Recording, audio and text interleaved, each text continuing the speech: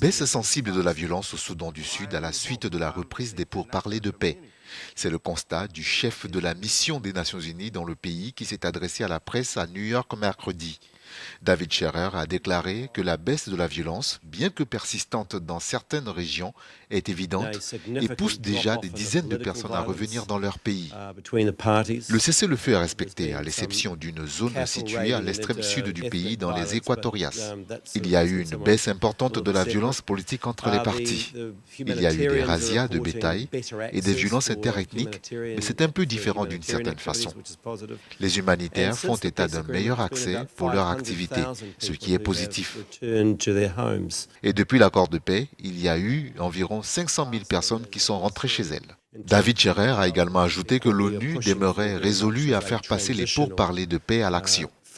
Ce que nous demandons avec insistance, c'est une phase de transition, une composante transitoire de l'accord de paix qui commence sans plus attendre. Deuxièmement, s'assurer que les deux principaux protagonistes, le président Salva Kiir et le docteur Riek Machar, se réunissent et commencent à se rencontrer régulièrement avant de se réunir au sein du gouvernement en novembre.